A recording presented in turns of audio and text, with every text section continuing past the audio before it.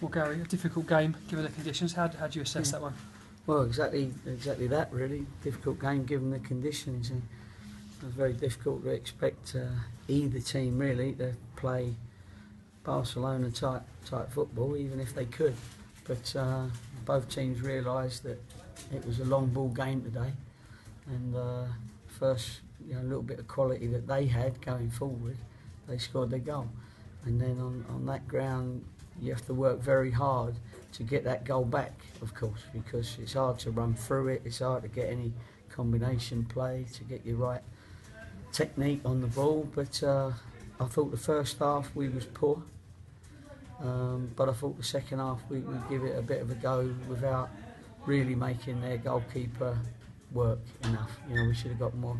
We got plenty of crosses in and things, and we had a lot of possession further up the field, but we didn't. We couldn't get that finish.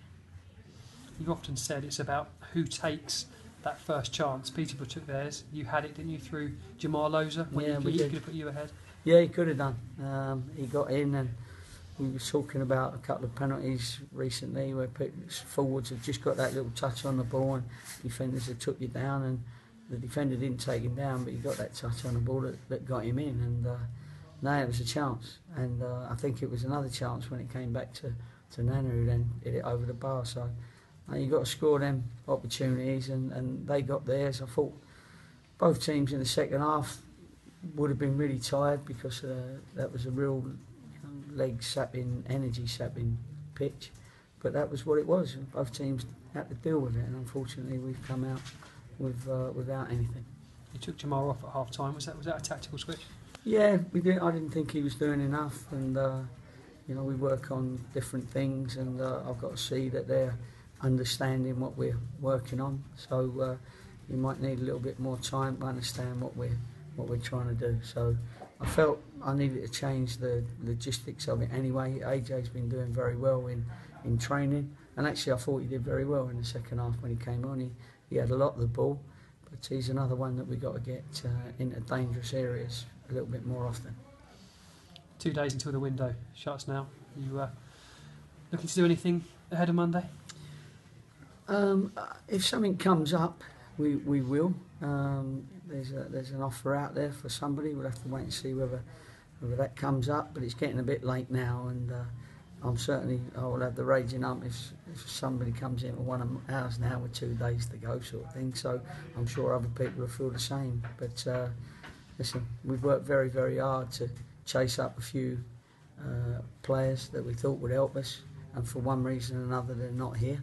So we go with what we got until if we don't sign anyone full time, and then the windows come round again in a week's time, and you have to look at the loan window, the loan system again.